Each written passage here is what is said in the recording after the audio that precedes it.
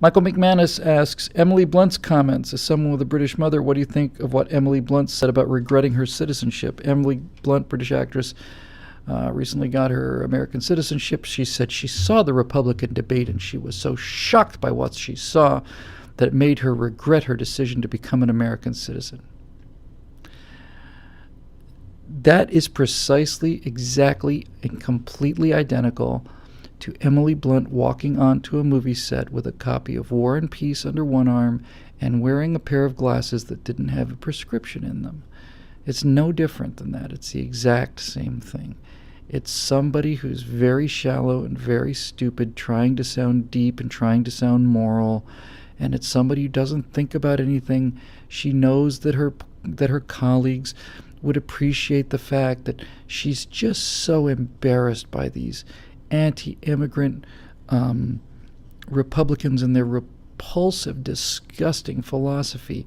While meanwhile, back at home in Britain, they're setting up police checkpoints to keep out, 1% of the illegal immigrants that we have to deal with in this country, right? She's just an idiot, just like the rest of them. She probably believes it. But if all of her friends believed that the Republicans were great and had terrific ideas, then she would have said, I just watched the Republican debates and it makes me so proud that I just got my American citizenship. She doesn't know what she believes. She doesn't believe anything. She believes what everybody else believes. And, with this immigration flux in Europe, they're actually starting to get a sense of what we've had to deal with for decades here. And I'll tell you something else. You keep your ear to the ground, I do, and I try to keep up on what's trending, and sometimes these are little things, but the big picture is the one that's the hard one to get. You really got to step way back to try to get some sense of where the giant wheel of history is turning and going, and you're so close to it you can't really see it. However, I have to tell you, I think this political correctness thing is just about done. I think the world has been upside down for so long now that anybody with common sense in Britain says, hey, somebody broke into this guy's house 9 times and he finally defends his house with a knife and he's in jail and the person who broke in is on welfare. That's just nuts. And we're paying all this money for these immigrants. Have you seen these latest videos coming out of Italy? These African immigrants coming up out of Italy are just walking down the street, just smashing traffic lights with a bat.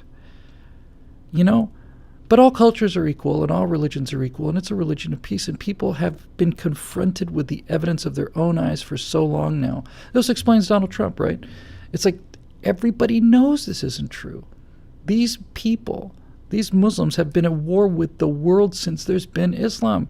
The Crusades were a counterattack to the fact that Islam had not only taken over Jerusalem, which had been run by Christians, but Constantinople, which was a Christian city, and swept all through the Iberian Peninsula, had all of Spain and Portugal, and basically were stopped in the gates of Vienna, for God's sakes. And it's just, people are just tired of being told to believe things that they know are not true. And now the president wants to bring, 100,000 of these hardcore animals, basically. I'm not unsympathetic to the plight of refugees, but when you see people who are turning away food, when you see, not just turning it away, but throwing rocks at the people that are trying to help them, I mean,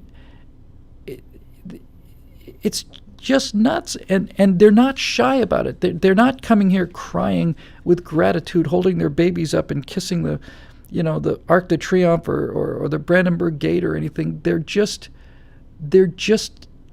invaders who want the stuff, and they want everybody to get under the toe of their own pretty sick religion.